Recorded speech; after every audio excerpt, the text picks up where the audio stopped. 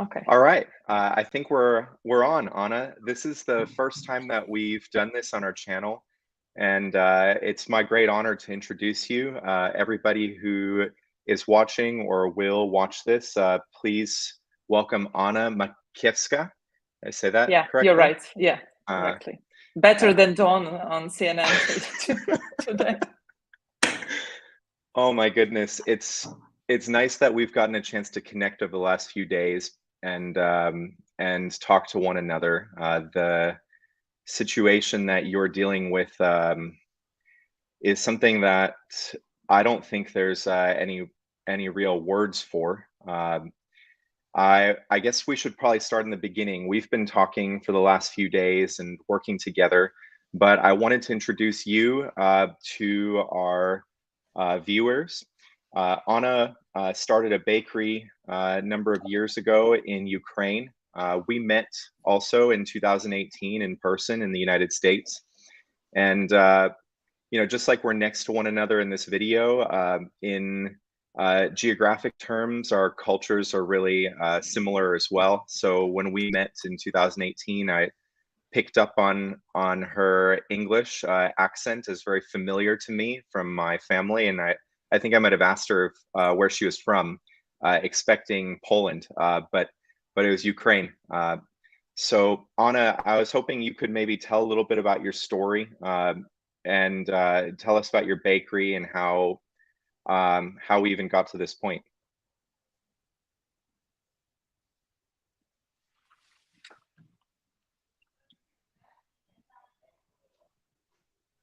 Okay,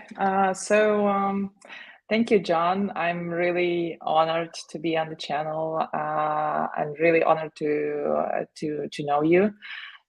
As you said before, you just somehow I hear myself twice.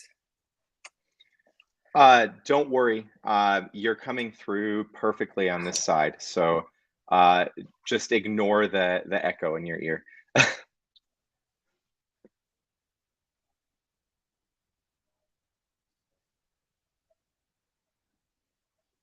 Okay, I will try. I'm Anna. I'm 39 years old. I live in Kyiv for more than 20 years. Originally, I am from Crimea, which was Ukrainian area before the annexion some time ago in 2014.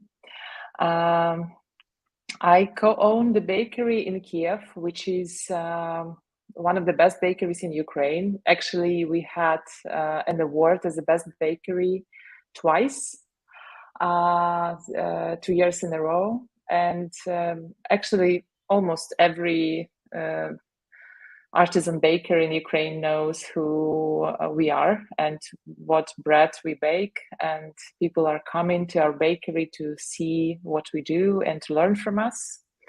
And before all this situation, we were quite a big company. So the bakery itself counts around 80 people.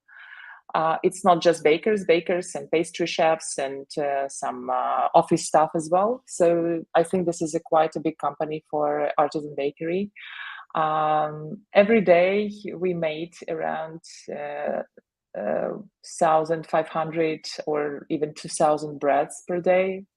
And also a lot of other products as viennoiserie, like croissants, everything, eclairs, macarons, cookies, ice cream, frozen dough for making something at home like pies and so on. So this is a big production.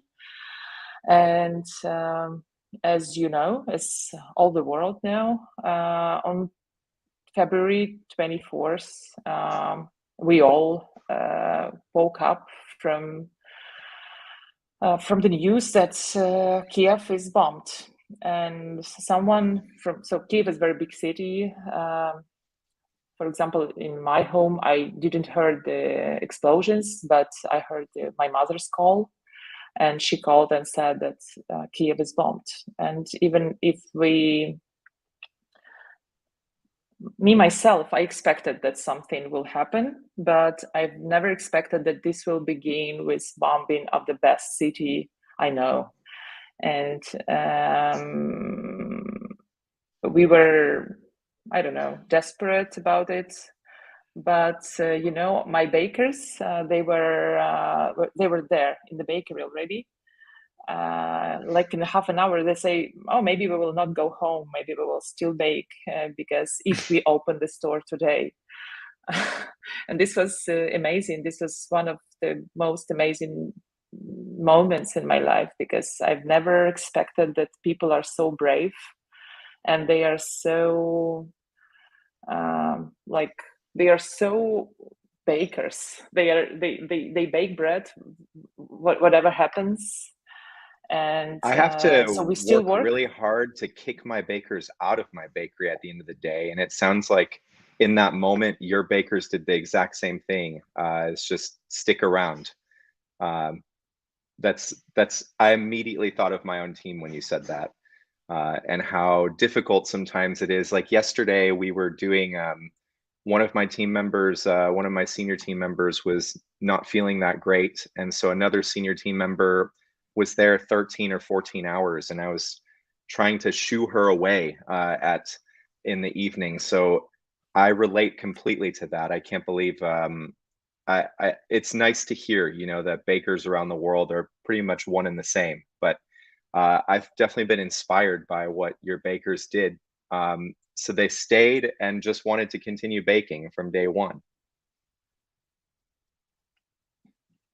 Yeah. Oh, I solved the problem with the echo. I'm sorry. Yes, I'll be a lot more So comfortable now to talk. no, because it was difficult. Sorry. To go on with the So story, from 2006, so from the one day after, we started not only to bake for our customers, but to bake for people who need to eat. And this is the story that I really want to talk about, because this is something very, very important. And also some other stuff happened, like the problems with warehouse. So if you want to jump to this story, or yeah, so let's first address what's happening in the bakery on a day-to-day basis. The war broke out a couple weeks ago, and your bakers just decided to keep baking. Were you in your new bakery at that time?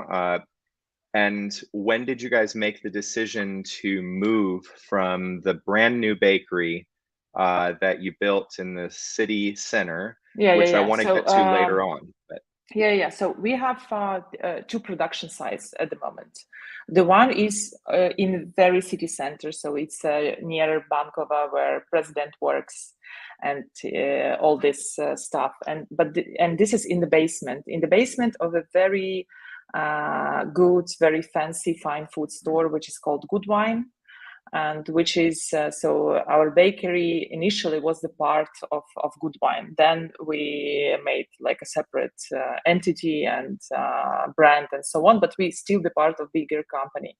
And we still have this bakery in the basement. Like for last several years, we were dreaming about the new one, about the new bakery, and we were like last 3 years we were working on the building the new big bakery. I was dreaming about the big windows, about people that are working with sunlight and so on. And the project was very difficult for us. It was going well, but very long. And we invested like 1.5 million euros in new bakery. The investment was twice more than I expected, but this is the usual story for, I think, for a lot of bakers and other entrepreneurs.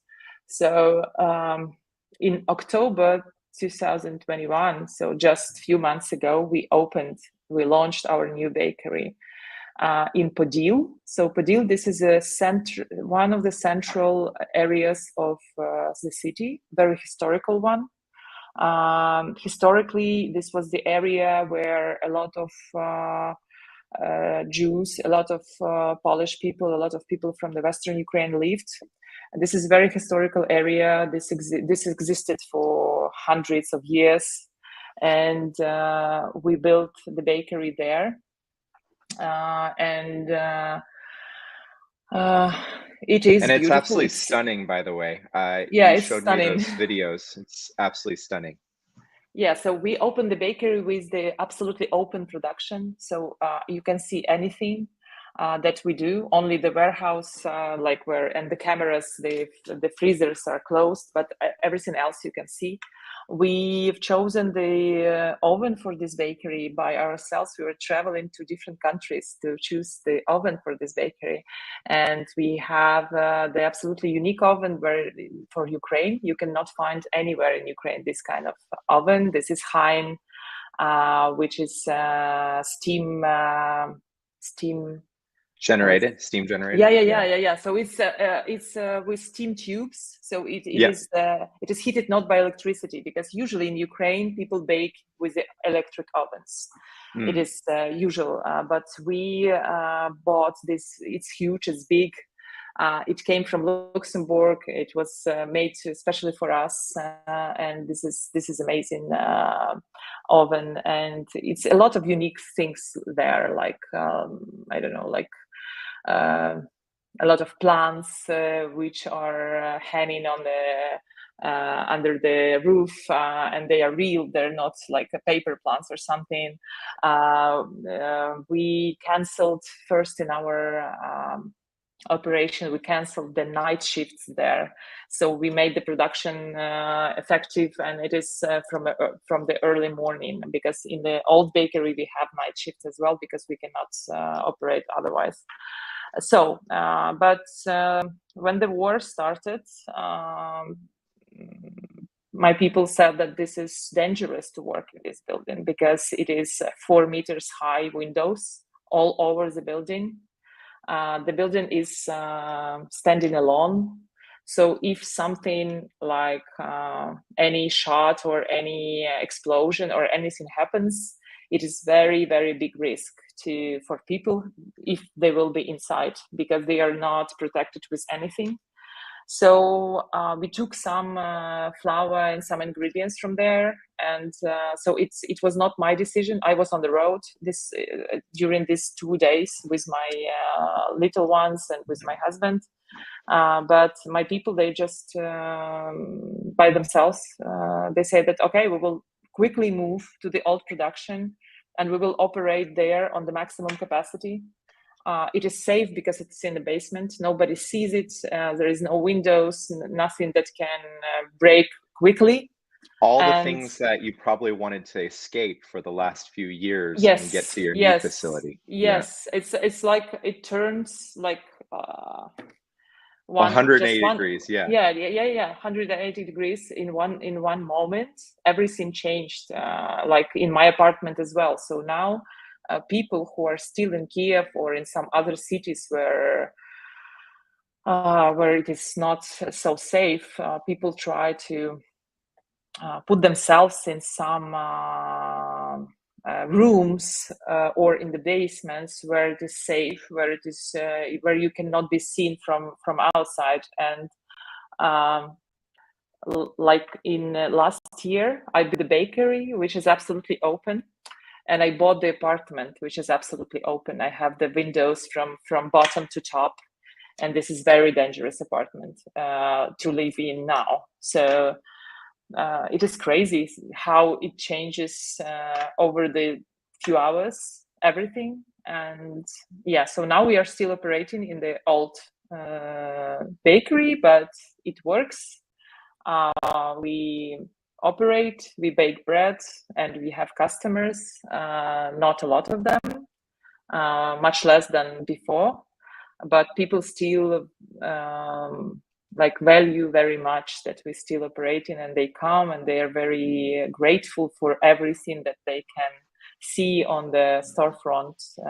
And when they say, they put me in the Instagram that, do you have bread today? I say, yes, and we also have some buns and some croissants for you. Please come. They say, wow, really? Even pies and croissants during the war? And they are just, yeah, this is a very important what we do now. I always have felt that what we do as bakers is at the center of our cultures. It's something that people can hang on to when other things are not so stable.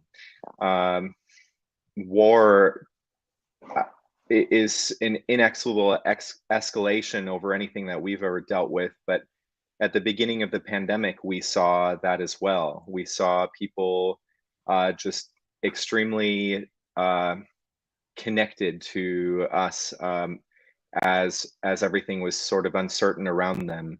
I wanted to back up a little bit because we'll definitely talk a little bit more about what you guys are doing to feed your community, and especially what you're doing to feed the community that wasn't typically your customers, like the soldiers and some of the other people that are around. But tell me a little bit more about the first couple of days after the war broke out. You're not a single woman. You are married and have 2 kids. Can you tell us a little bit about your family and Yeah, where you find yourself now? yeah, so my family, yeah, I have a husband and we have 2 kids, and my youngest one, she was born just in the end of December before New Year. We also have a dog named Brooklyn, actually, and he's absolutely not the dog that will be, I don't know. It's not like a dog who can be okay during the war. It is absolutely city dog with white everything fur, and it's crazy. So we are absolutely city people. We both, with my husband, we studied in one university, so we know each other from 16 years old, and we are not made for something that is called war. And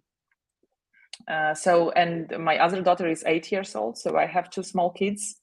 And actually, I was so almost all Ukrainians were very optimistic about the war. So when American government and some other people were saying that you're in danger, they are to start the war, almost nobody believed in it, because we were like, everything's okay, we have a good country, we're developing, we do not touch anyone, we do not want anyone, we even said, okay, Crimea, okay, we will not fight for it for some time. Yeah, we didn't do anything about it, we just surrendered.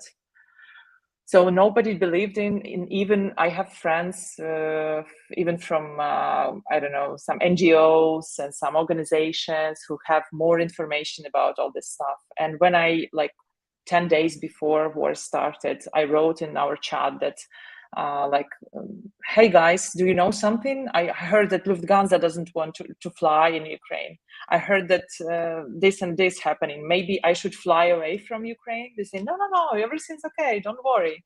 But I was the person, not regular person in Ukraine, I was worrying about, and I was telling my husband that maybe we can go somewhere just for vacation and just see what would happen. But no one.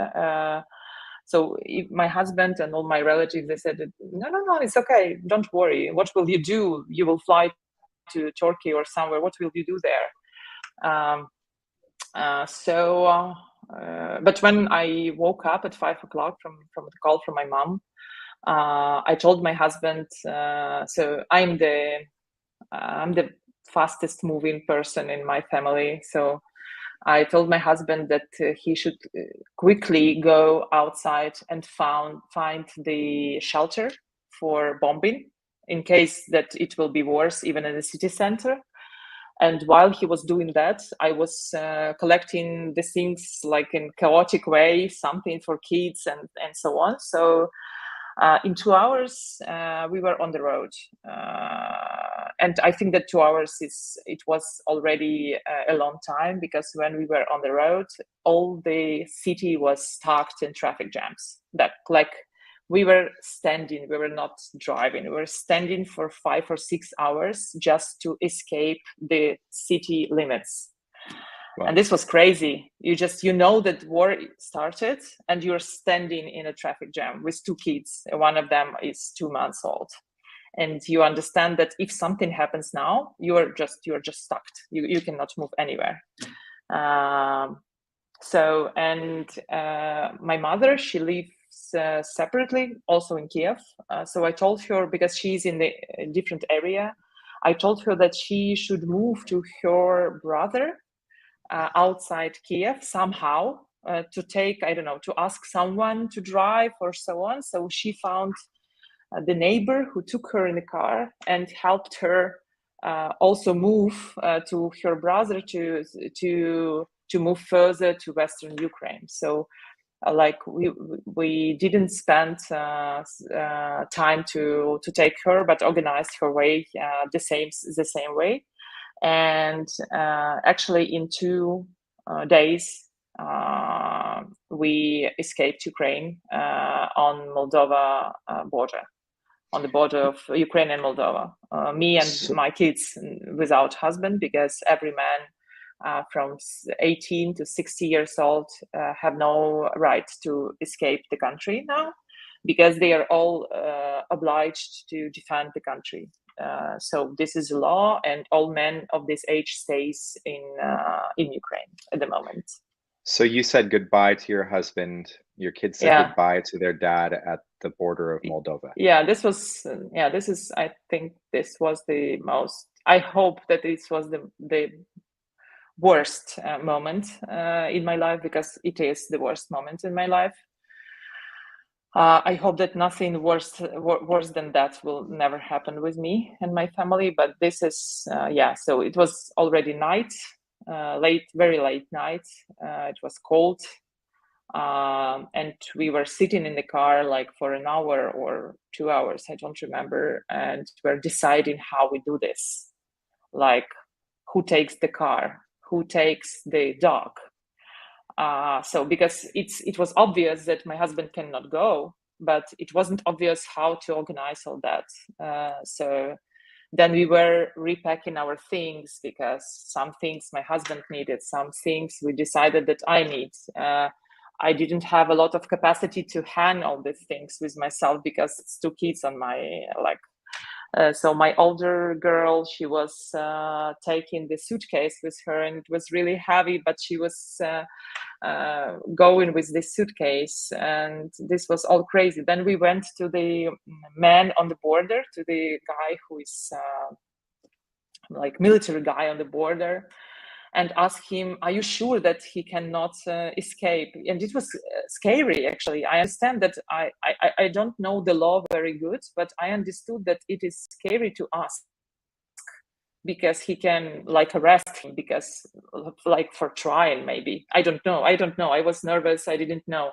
So I went to him. I said to my husband, please sit in the car. You will not go to him, not to be arrested. I will go, because I'm with small kid. I took the kid and I went to this guy and said, are you sure that he cannot go with us? Because I'm not able to manage the situation. He said, yes, this is the law. I am sure he should stay. Don't worry, everything will be okay. So he was helpful, and I'm grateful to him. So, and then we just took our stuff, took the passports, gave the guys on the border our passports, and that's it. That was not a way out anymore. That's it. It was hard. And then my husband, actually, he had the night on the border, just in the car, because this was more safe, because it was a long road without any villages and anything. So when you go to the border, you go like 2 hours just on the road, empty road, and this is night. And he decided to sleep there near the border with the dog and stuff. And then in the morning, he came back to the Chernivtsi, which is the closest city to this border. You and your husband don't strike me as military people. Yeah, absolutely. He didn't like, how to say, he never held the gun in his hands. Yeah. Never. He has no such experience. So if he will he will need to do this. This would be awful. And but I think that it is possible that he will not have any choice, and it is possible that it will be the moment when every man should fight for the country. Those first couple days of the war, I think the entire world was looking at the situation and in awe of all of your people. First of all, it's so clear from all of our conversations that the people of Ukraine, like you, just didn't want any of this. You guys were going about your lives, and this is as foreign to you as it would be to me here in Arizona. Yeah, absolutely. The difficulty for me is I see my whole life in yours right now, and I just see how it's all changed. I was asking Amanda last night, you know, we've gone through some pretty trivial challenges in comparison.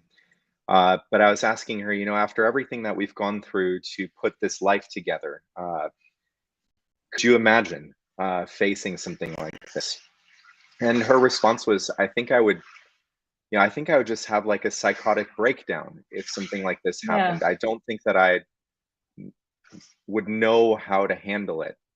The fact that you made it to Spain, and then the first thing you did, because we were talking this whole time, I remember your first instinct was to help other people who were trying to get out of Ukraine, specifically as many women as you knew. Can you tell me a little bit more about those efforts? Yeah, so I think that this is also talking about your conversation with your wife. This is also the kind of coping with stress. I'm sure, because I feel myself even now. I feel myself strong, but at the same time, I understand that if I will, for example, I don't know, if I will not do anything for other people for like a couple hours, I will just go crazy. I don't understand what to do. So when I stop and try to explain to myself what's going on and not doing anything, it is crazy. It is so hard that I cannot explain. And I see other people who are shouting to each other, crying unexpectedly. So this is happening also. My first reaction was take the children and sit to the car. Then I started to call all my friends, relatives, what they are doing. Do they go to the western border as I do? And unfortunately, a lot of them said that no, we are staying. It is safe here, and so on. So I tried to convince people, but luckily, so almost all of them, all the people, they have different reactions. So some of them, they just decided in few hours, like they understood already in a few hours they went, or some of them left the city like in a day or two. And it is good. But I also have a friend, and very close friend, who, do you know this tradition of baptizing children? Yeah. Mm-hmm. Yeah. So my daughter, Varvara, who's 8, so when we did this ritual with her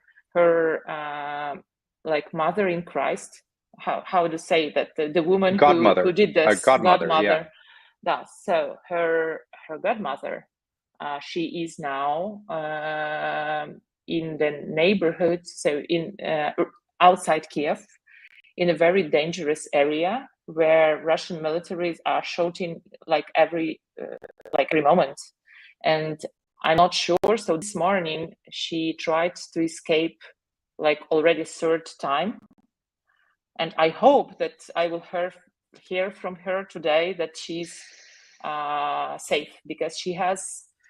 So this is very close person to me, and this is very close person to my children. And she has also the small kid who is just a year and a half. and she has two beautiful daughters, and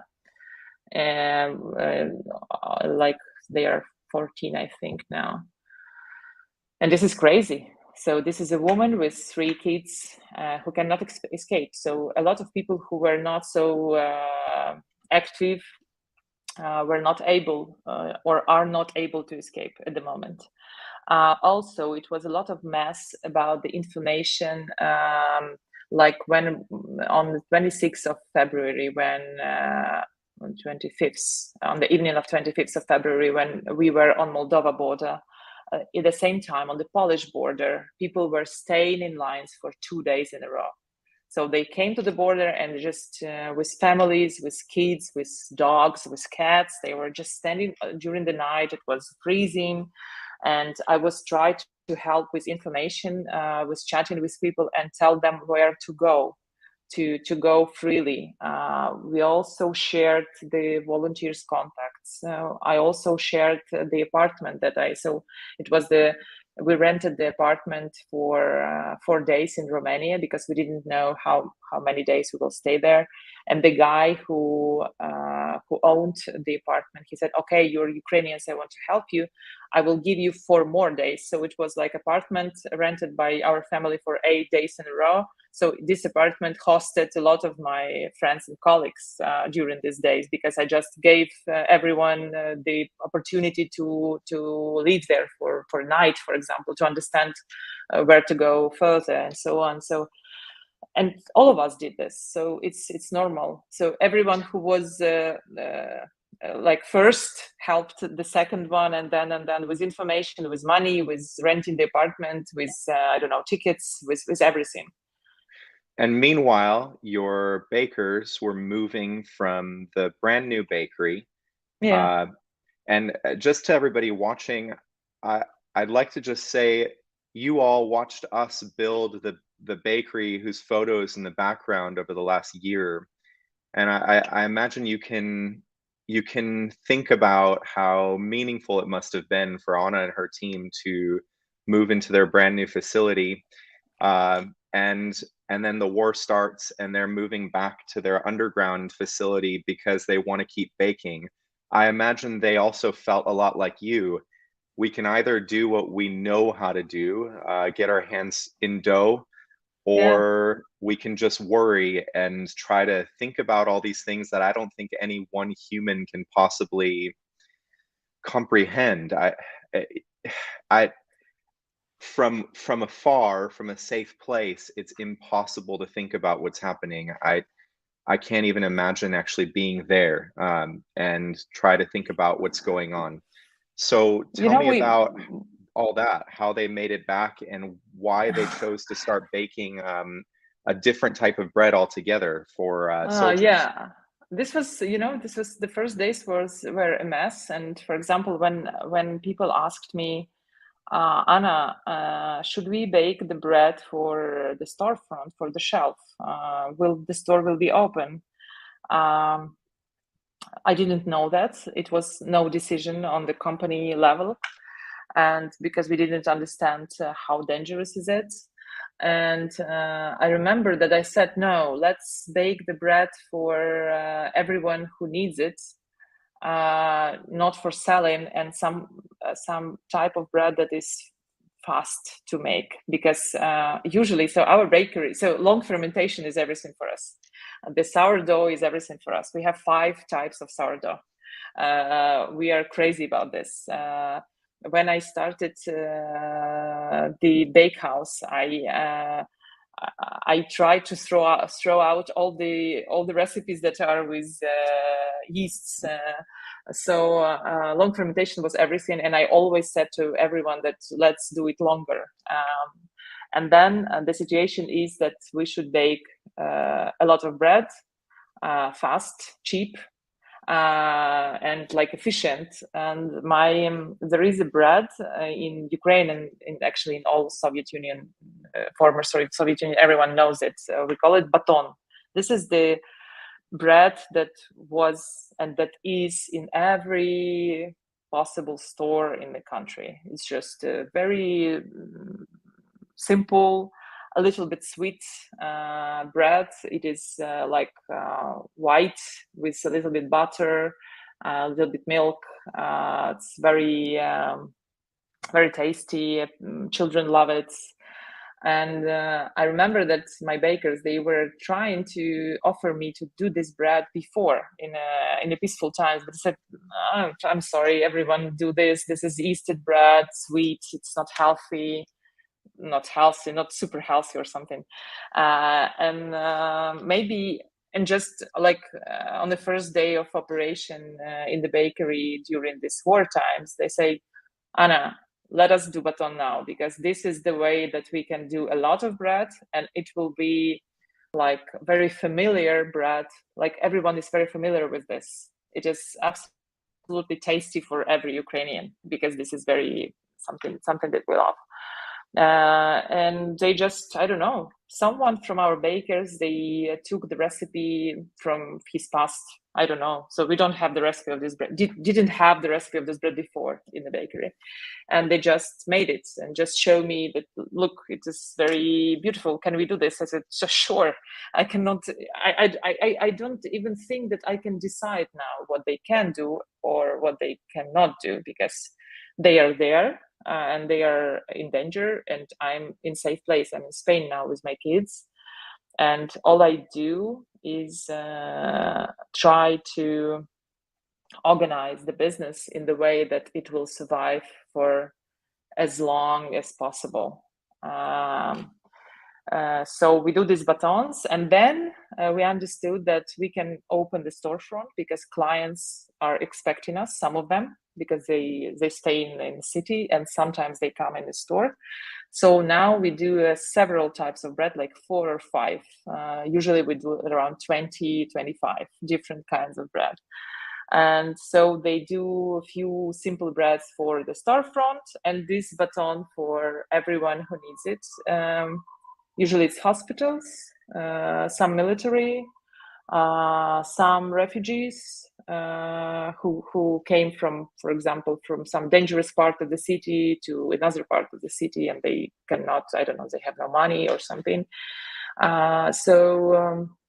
It is organized in the way that we give the bread to the organization of restaurants. So Kyiv restaurants, they gathered together in a volunteer organization. They have even no official entity or something. That is just community of people from restaurants. They work on several kitchens in a city, in their restaurants. We give them bread, and they do sandwiches and everything with it, and then send the whole meals with water and with everything to people who needs it. So 15,000 loaves in 2 weeks. Yeah. This is a scale. This scale is normal for us. So usually 1,000 per day is absolutely normal. It's minimum. During, for example, New Year or Easter, we can bake around 3,000 loaves per day. It is big effort, but we can do this. So when we calculated the bread that we baked for community, these batons, it was around 15,000 already. Like I think it's the day before yesterday, I calculated the quantity. So now it's even more. So in the background image here, in our bakery yesterday on Thursday, we shaped around 1,000 loaves. That's typically our Thursday. And that's about the most we've ever shaped in our history. For 5 years, we just recently got to the point that we're doing 1,000 in our busiest days. And when you told me that you had, your organization had given away at a rate of over 1,000 loaves a day, it was very humbling, because that's a lot of food. And it's a lot of food made with love, made by people who care. I think it's really amazing that the bakers are baking, doing what they love to do, and that the bread is going to the people that need it the most. Which is, when we were talking, trying to figure out what to do from afar, it was instantly obvious to both of us in our conversation that that was the effort that was worth supporting.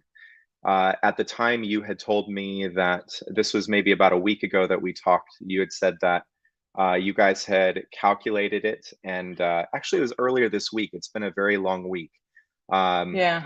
But you had calculated it, and you guys have maybe a couple weeks left of reserves in order to be able to keep going without in these efforts.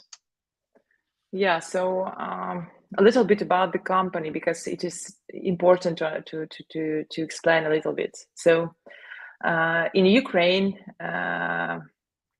as in many countries, bakers are not the very high paid employees. And but in our company, there is a rule about the minimum earnings, minimum wages, and this is not minimum. So this is very high level salaries. And the February is the month every year when we change these figures. So so all salaries got higher from February 1st. And we were hoping that we will pay our people really a lot of money. And actually, because we pay people quite high levels of salaries, and it's like from the start of the company, we always pay higher than the market. Our bread is also not cheap. So because we put a lot money in people always. And when the war started, we were thinking just about that bank system is still working, everything works. And on 24th of February, we paid people beforehand until the 1st of March, because we were not sure that we will be able to pay on 28th or 1st of March, and we paid just beforehand. Because we were thinking that even with war, we are okay.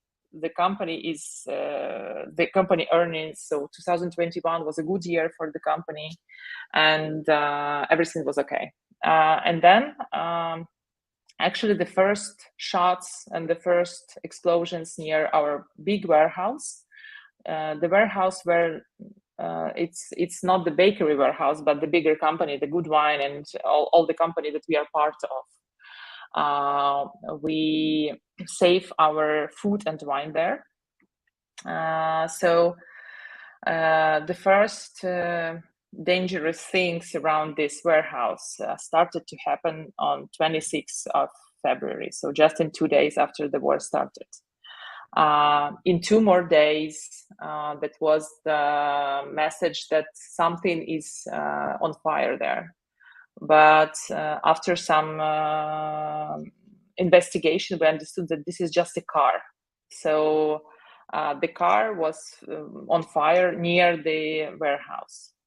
So it was okay. But in a few more days, we got the message that our warehouse is on fire, and that the guys, the firefighters, they are not able to access. So they don't have access to the warehouse because the Russian militaries are there, and it is just burned. And it was 15 million euros of goods there, and it changed the 180 degrees. It changed everything for us, because this was our main everything on this warehouse. We sell we have in the store more than 2,000 customers every day. We sell high level goods, high priced. So this is very fine food from all around the world. This is fine wines, from almost every high level winery from the world, from America as well, from California, from Washington. We sell these wines, we import these wines. We import the food, we import the cheese from all over the world. We, I don't know, import the kids formula from Switzerland, for example, and it also were burned on this warehouse. And this is a lot of money. So just in few days, we were talking already absolutely different story, that we are not able to pay people salaries for March, for the next month, because we have, as a company, as a bigger company, we have around 800 employees.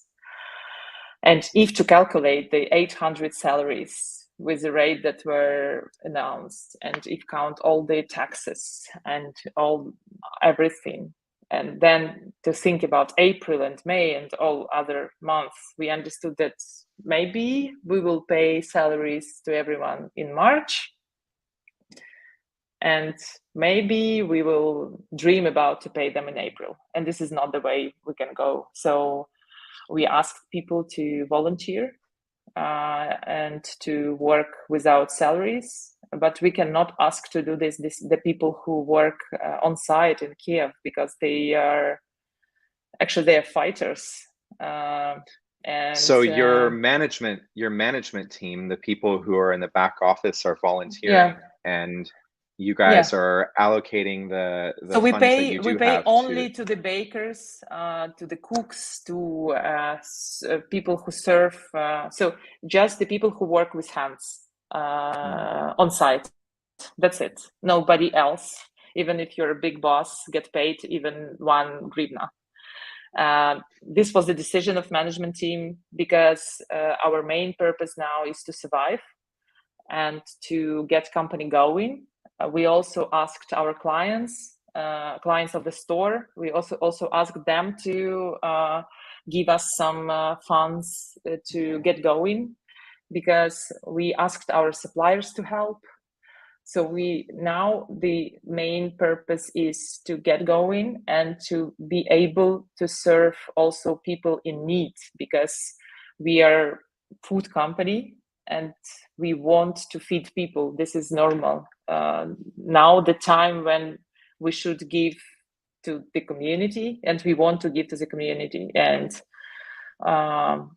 we were totally able to do this by ourselves without any help, if we would have this warehouse, because even on the warehouse we had enough food to feed people for a long time. But at the moment we really need support, and I appreciate that this found some way to people who want to help. I think those of us who bake around the world are a very close-knit community. I was hoping maybe briefly to talk about how we met at grain gathering, because I have only fond memories of those few days. We have to go backwards to 2018, and it was Washington State, north of Seattle. I forget the name of the town that the bread lab was in now. The name of me too. but what I remember are these things. One, I was a brand new baker. I had a year prior decided to take on this project with Proof. And honestly, I still had very little understanding of what the heck I was doing. For the whole year, I was just in my own tunnel, in my cave, trying to figure things out. And to be surrounded by a bunch of people just like me was amazing. I remember you from a number of seminars there. If I recall, you presented a kvass recipe with Jeffrey Hamelman in like a rye workshop. And you know, the whole time there, I've talked a lot about these bakers gatherings on the channel here, because those of you who bake, I think they are an excellent way to build community. We stayed in touch ever since that experience, and have followed one another. I've always really looked up to Bakehouse and to your whole project. I think that for me, what's been meaningful about this whole experience here is that your bakery can produce at a level that is incredible in terms of the amount of people they can feed and your capacities. And so now we're working together. We started this GoFundMe, and the way that I look at it is that my bakery is helping a bakery that has far more capabilities than ours to produce for the people that need it the most. And I'm honored to be working on this with you. As John, I want to. I have an opportunity now to actually, if to talk about grain gathering. There are people who helped me go there because I was in Portland like some month before that, and I asked in a group Perfect Sourdough. I think that a lot of bakers here know this group. So I asked about what bakeries should I visit in Portland, and I was advised with Ken's Artisan and with Tabor Bread. I hope that a lot of people know that the Tabor Bread bakery, which has a wood fired oven. It's beautiful. So I went there. I wrote to the owner, to the founder of this bakery. This is actually women operated bakery. So the founder is Tisa, and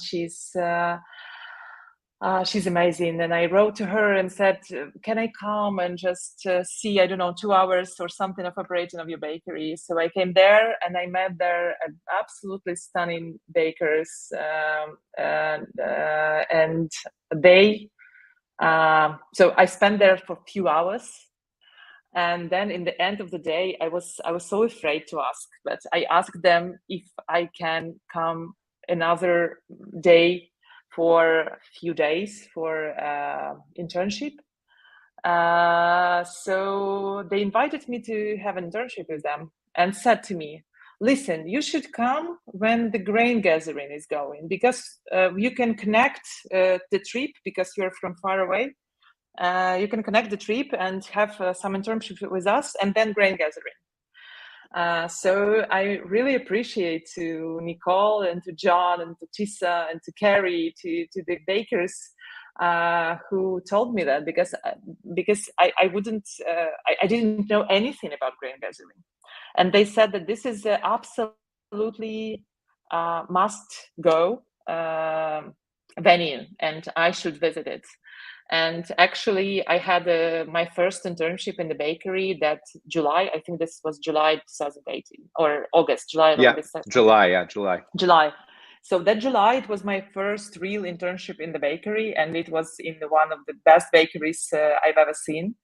And then just after this internship, I went to, like in a few days, I went to grain gathering where we met on the Jeffrey Hammerman class. And actually, if you remember that class, it had only 12 slots to register.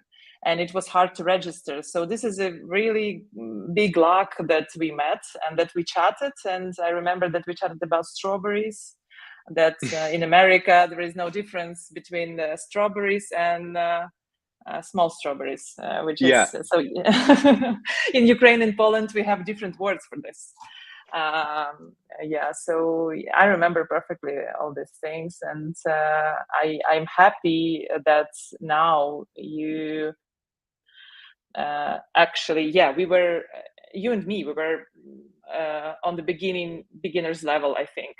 So I was already managing the big business, but as a baker, I was not really a good one. So I didn't develop the recipes in that time and so on. But I'm happy that now you have such a big community of bakers that know you. You have such a great bakery by yourself, and you know that I dream about to visit it sometime, and I will be honored to bake maybe sometime there.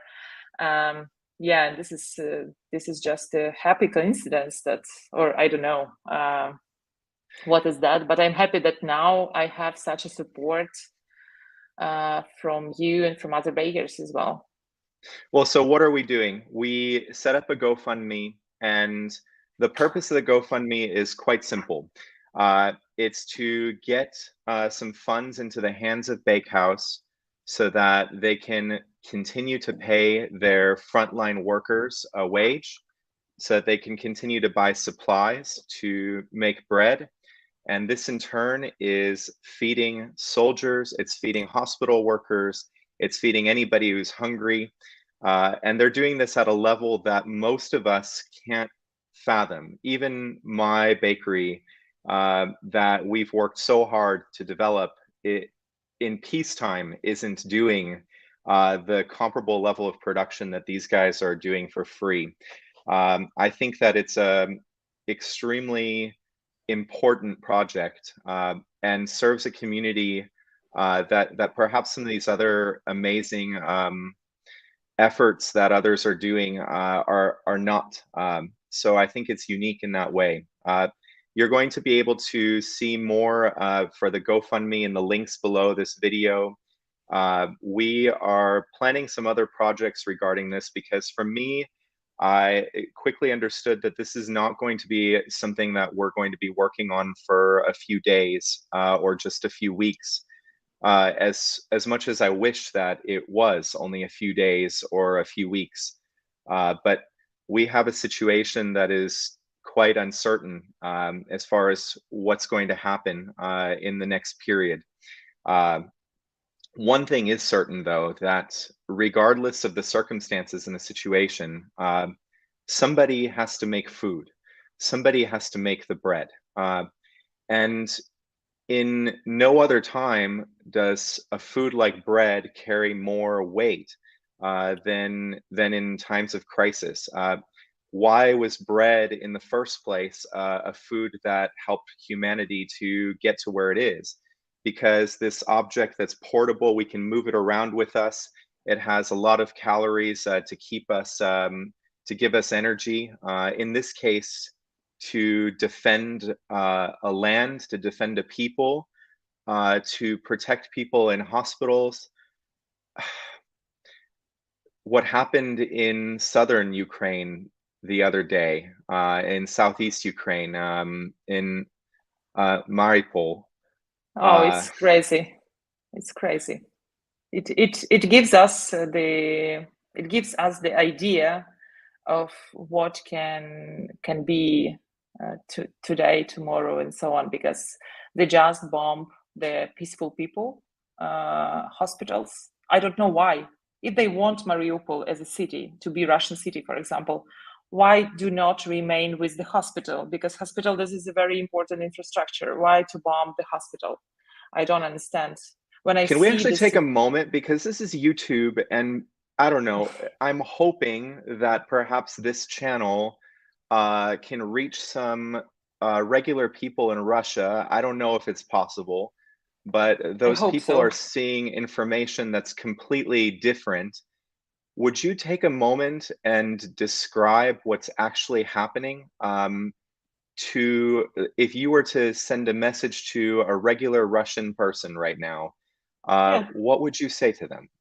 Actually, it's easy because I have friends and some relatives in Russia as well and in Crimea. I want to say that I am originally from Crimea and I'm Ukrainian.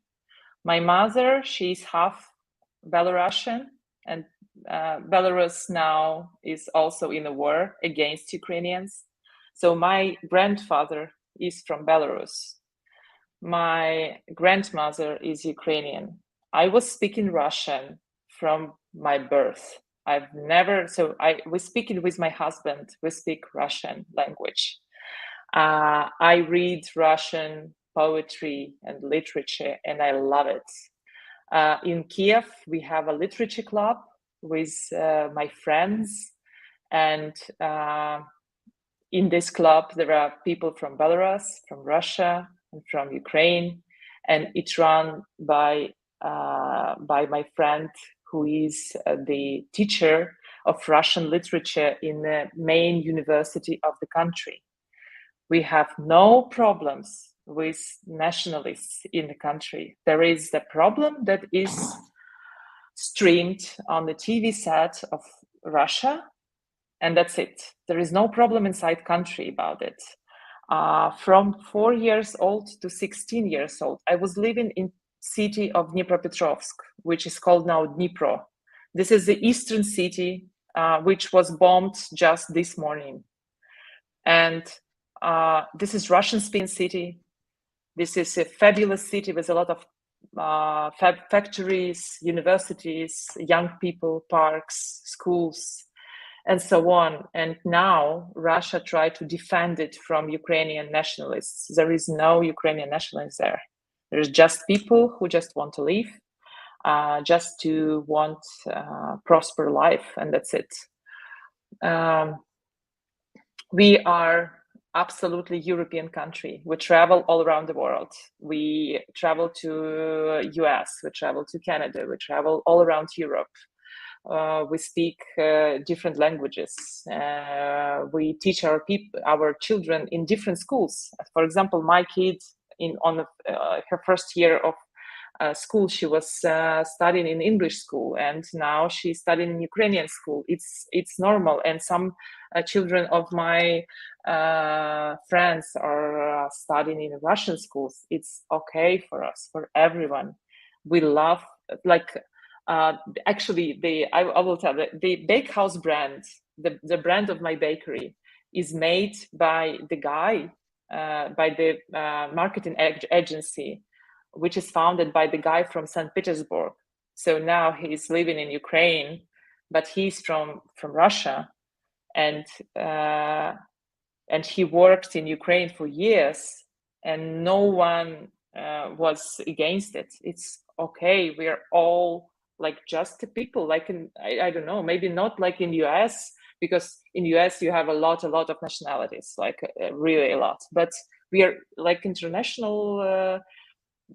I think that I read some time ago that Ukraine is very, very good country for people from around the world, that it is safe to come to Ukraine. And I hope that Russian people are not so cruel as the Russian president.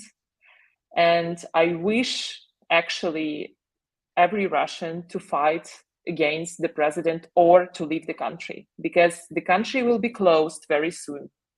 And I believe that it will be the same thing as it was in Soviet Union, when it was not possible to escape after some time. And I see now that there is like a limiting of airplanes from Russia.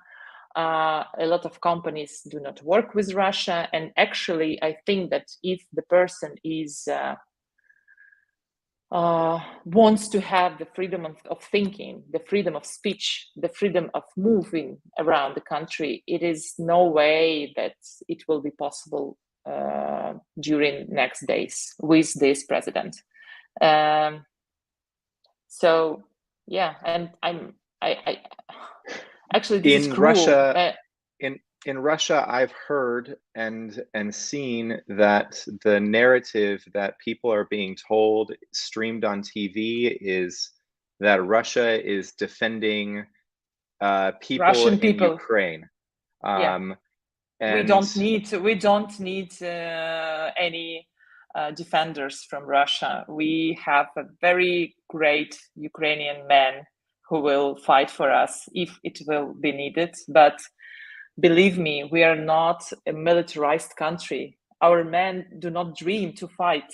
They are very peaceful, just men who like, I don't know, to eat, to walk, to have a family and everything.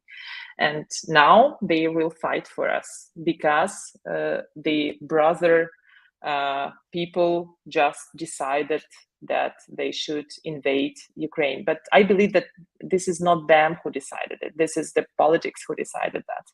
Because these poor young men who came in Ukraine, some of them, they didn't even know that they go to Ukraine. they were thinking that they go to Belarus just to have some military study or something. So some of them were not even aware of what they are going to face. A lot of mothers around Russia, they don't know where their kids are because they lie, as it was in Afghanistan. The Soviet Union lied to mothers of soldiers. They didn't say to mothers where their sons are fighting now. The same thing is going on now, but now it's 2022. It's not 80s. Why they do this again? I don't understand, really. Oh, yeah, sorry. I'm no. not a politics person, but it is crazy. Everyone in Ukraine knows that what people say on Russian television is absolute lie. It is no, like what the president of Russia says, it's lie, like word by word. There is no truth in his words. And why would anyone fight for the purpose to serve the liar? I don't understand that. I think all you and I can do is figure out what to do next, because all of this stuff is just insane to think about. I can't explain anything about those actions. The fact that maybe some of this stuff has been getting planned for quite some time systematically in terms of the information is also unfathomable. But I do know how to make bread, and you know, so do your bakers.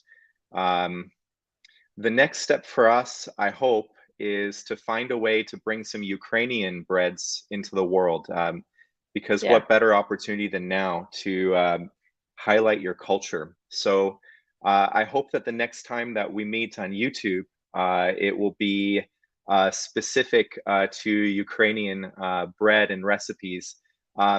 Maybe we can end this conversation on a positive note. And while we're wrapping up our conversation about Ukrainian breads, if anybody wants to ask any questions that's listening live, we can potentially address some questions if you have any questions for Anna or her team. But you were mentioning me about and about your Easter traditions. Can you tell me a little bit more about the bread and how people might learn more in the meantime? Actually, the Easter is the main season for bakeries all over Ukraine. On Easter, Ukrainians bake bread, celebration bread called Pascha. It is actually the brioche with raisins, some candied fruits inside, with a lot of eggs and butter. And it is made in every home in Ukraine, or some people buy it in the bakeries. We make during Easter, our bakery make around 5,000 Easter breads, 5,000 Paschas, and I really want to share this tradition with the world, because this is the good. I think this is. I don't know. It sounds crazy, but this is good time to do this. Our people usually they take Pascha and they go to the church with it. We have a special ritual there, and then they go back home.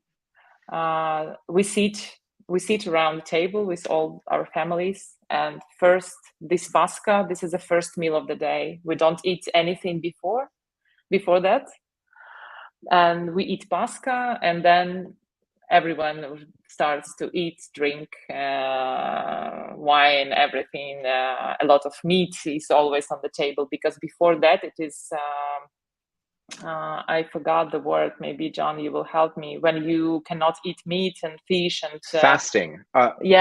So we have a long fasting, which is called like a great fasting, because it's more than 40 days. And some people do this before Easter. It's less and less every year, but like 20 years ago, it was like a really huge tradition. Now it's less, but still a lot of people fasting before Easter. So Easter table, this is something very important. And the Easter cake, which we call Pascha, is the most important thing, most important meal on the table. So I think that the good idea is to share this tradition and to share the recipe. We have a few of them in the bakery. We have organic Pascha, we have conventional Pascha, we have even last year we launched the vegan Pascha because without butter, but with the coconut butter. So I'm quite excited to do that with you, and actually a couple other people chimed in and said so as well. I think that that's going to be the next thing that we hopefully get together publicly to do. And meanwhile, a lot of other bakers around the world are joining our efforts. We heard from a number of notable, like very well-known bakers, which was very, very amazing. Zach the baker from Miami is planning something in regards to all of this. Sarah Owens, both of these individuals are James Beard Award winners, and they're joining this cause, helping Bakehouse and Anna out. And I would almost say, even more importantly, all the very small bakers that are in their homes and their cottages that we network with are also coming together with this. So we're going to see a lot of interesting things. Yeah, I appreciate all the bakers that are involved, and I also want to say that if you want to help Ukrainians, but somehow, I don't know, you want to do this not directly to Bakehouse, but to any Ukrainian cause with health, with any help, any humanitarian help. There are a lot of initiatives all around Ukraine, and you can bake for Ukraine in any way you want. Because Ukraine is a big country, a lot of regions, a lot of causes, and I appreciate any effort for baking for Ukraine. You can do whatever you want, or you can just share the word that Ukrainian are good people, that we suffer from Russian invasion, that we didn't want to fight. That we want to bake bread, we want to raise wheat on our land, because we have a beautiful land for any grains, because Ukraine is a very bread country. We grow a lot of bread, and I really appreciate to everyone. I don't know what to say else. My 2-month-old is crying in a neighbor just the next room. So I think that we should wrap up, unfortunately. Yeah, I'll let you get back to your family. Please stay safe. Wish your team in Kyiv well from all of us that are watching. We stand with you. We wish to help you. We wish to bake for Ukraine. And we wish to do whatever we can. Be well, and we'll be back together soon. Thank you. Hopefully making some Pascha. Thank you. Thank you. Bye. Bye.